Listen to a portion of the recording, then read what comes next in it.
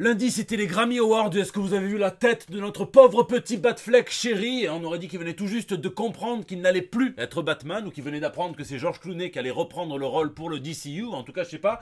Mais il fait la même gueule que mon beau-frère quand je lui ai expliqué que non, il valait mieux pas porter plainte contre la série The Last of Us parce qu'il s'imagine qu'ils se sont inspirés d'une de ses dick pics pour faire les cordyceps.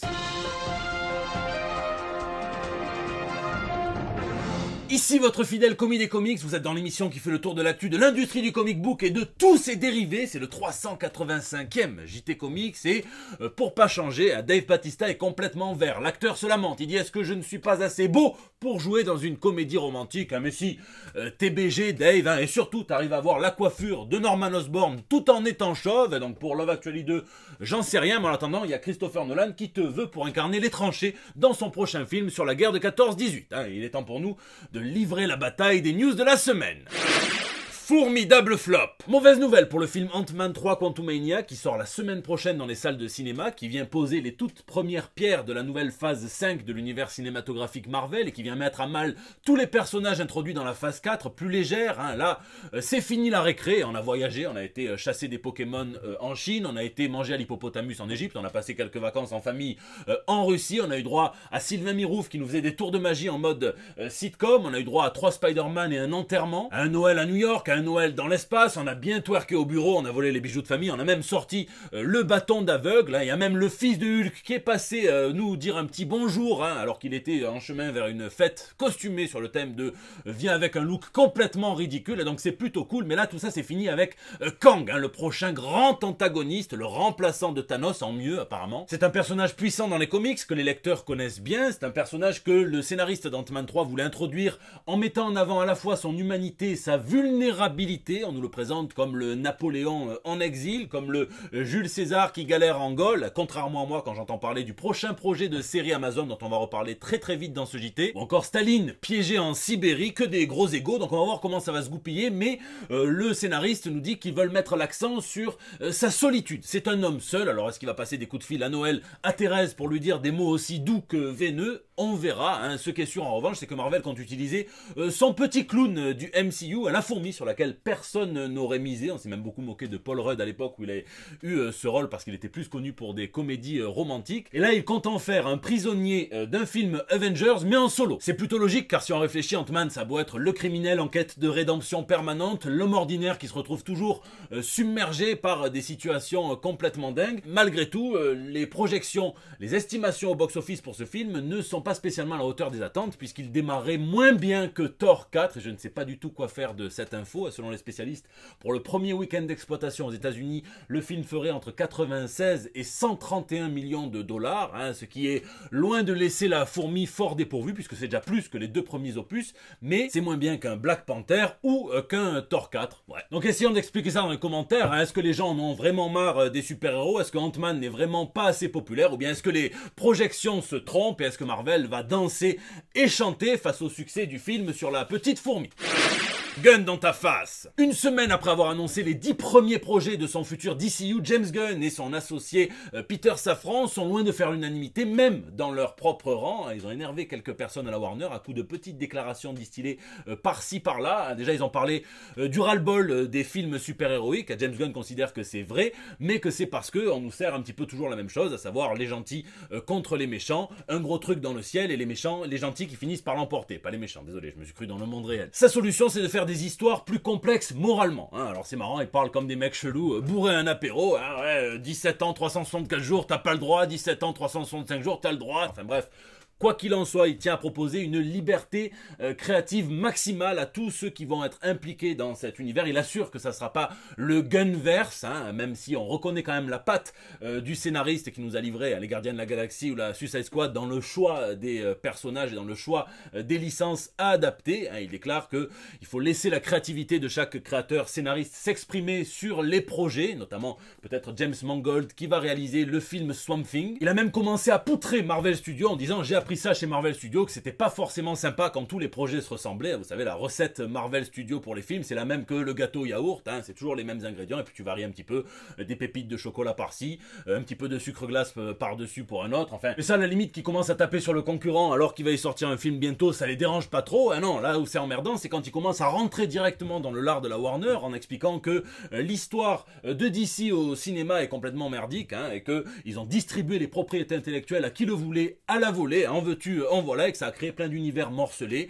l'Arrowverse, il y a eu ensuite le Snyderverse, il y a eu Superman and Lois, le Reevesverse, enfin bref, tout ce qu'il va essayer d'aplanir et de bien trier, et il dit même au sujet de Superman et d'Henry Cavill que l'acteur s'est fait baiser par le studio, ah oui, ça change du robot à casquette de chez Marvel, hein, Kevin Feige, c'est Siri, James Gunn, c'est 50. Et ça plairait pas trop aux décisionnaires de la Warner, qui n'aimaient déjà pas trop que les rênes soient tenues par quelqu'un qui est issu du milieu créatif et pas un vrai homme d'affaires. Mais si vous rajoutez à ça sa communication abondante et sans filtre, eh bien ça aurait froissé pas mal de boss de la Warner, donc on verra, hein, il va falloir qu'il fasse ses preuves. Mais plus intéressant encore, il se fait un petit peu bombarder par des gens du milieu, hein, puisque quand il explique qu'il veut que ça soit les mêmes acteurs qui incarnent les personnages à l'écran et qui incarnent les personnages dans la voix en comédien de doublage pour les jeux vidéo ainsi que les séries d'animation, puisque tout l'univers sera relié, eh bien ça fait rire doucement certains, notamment quelqu'un de chez Naughty Dog qui explique que ils ne peuvent pas espérer qu'un acteur star qui n'est pas habitué aux comédiens de doublage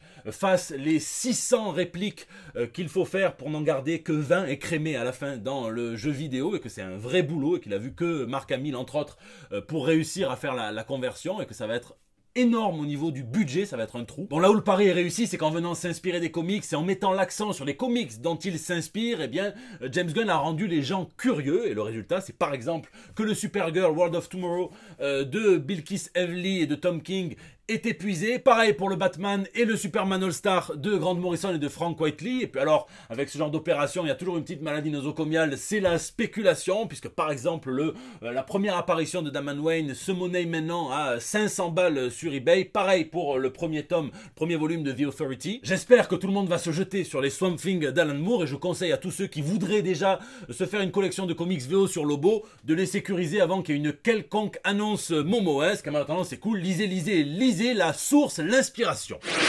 Criminal! Et c'est la meilleure nouvelle de la semaine, je vous la donne telle quelle. Criminal va être adapté en série par Amazon. Hein, Criminal, c'est pas du tout la biographie de Patrick Balkany, de Jérôme Cahuzac ou de n'importe quel politicard très peu investi par sa mission. Non, c'est un des meilleurs comic books qui existent par Ed Brubaker et Sean Phillips.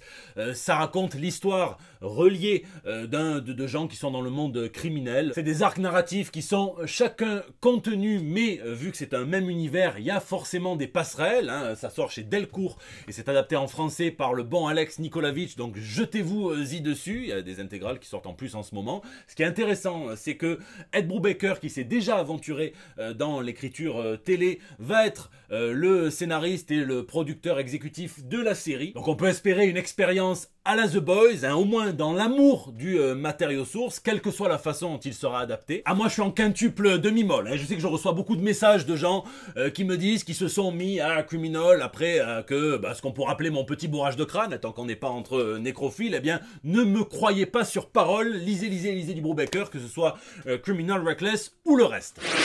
Pur Comics. Aïe aïe aïe, dans l'actu purement comics, qui c'est qui va réaliser que son papa n'est pas toujours très sage, voire même qu'il peut être très très vilain, comme le minot de la famille Pélissard, hein, qui réalise que c'est pas forcément à cause du coca renversé que le canapé colle. Eh bien, c'est John Kent, le fils de Superman, qui dans sa mini-série Adventures of Superman John Kent va croiser son papa d'un autre univers, celui de l'univers d'Injustice. Ça sera par Tom Taylor, le créateur, qui dit qu'il est un petit peu mal à l'aise avec 2-3 trucs qu'il a écrits dans cette série, puisqu'il ne croit pas que Superman, que Wonder Woman pourrait devenir aussi extrême que ce qu'il a écrit dans la série, hein, aussi paradoxal que ça puisse paraître. Donc ça va être intéressant d'y jeter ce petit bout d'espoir, la brute, qu'est John Kent, qui va peut-être se faire complètement écarteler, on n'en sait rien. Injustice, c'est le fameux Elseworld où Superman vire dictateur, alors que c'est pas lui qui a forcément eu plus le cœur brisé, on pourrait dire que c'est Loïs. Moi en tout cas, je veux lire ça. Hein. Chez Marvel, c'est la guerre. Hein. On a eu sûrement le Punisher qui a reçu son bulletin de retraite anticipé, hein, et il a décidé de prendre encore un autre boulot. Il est allé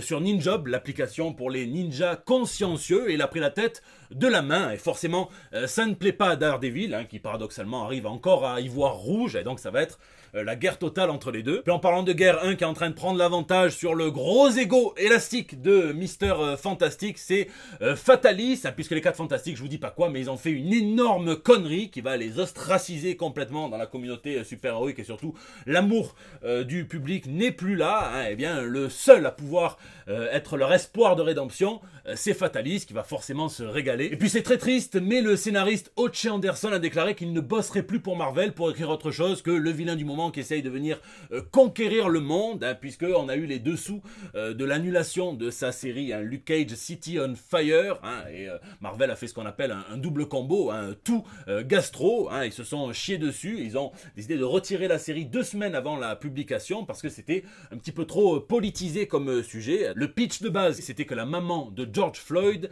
engageait Luke Cage, un hero for hire, pour protéger l'assassin, le meurtrier de son fils, Derek Chauvin. Et donc, au bout d'un moment, 2 semaines avant, il a reçu un appel. On dit on a peur que ça soit trop dommageable pour toi et que tu te prennes tous les tarés de droite. Bah, du coup, cancel culture. Hein, donc, les tarés de droite n'ont même pas eu besoin de s'en prendre à lui.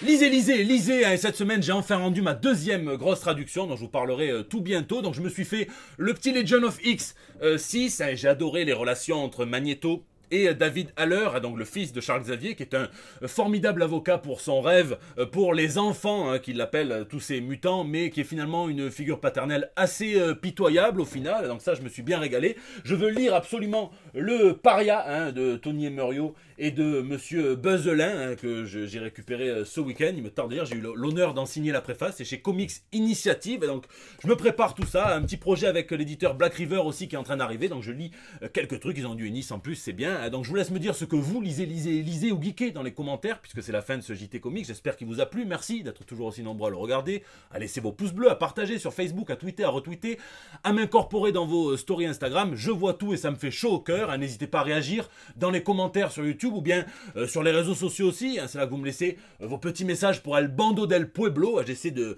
lire tout et j'essaie de répondre au maximum quand je peux. N'hésitez pas. Je vous fais d'énormes bisous. Je vous donne rendez-vous la semaine prochaine pour des nouvelles toutes fraîches. Tiens, apparemment, il y a un nouveau mode ultra facile dans le remaster de The Last of Us sur PlayStation 12. Hein. On dirait que le mot clicker a un tout autre sens. Là, c'est ces 2 fesses que tu entends claquer, hein, et paf, ça part en QTE. Un quick twerk action.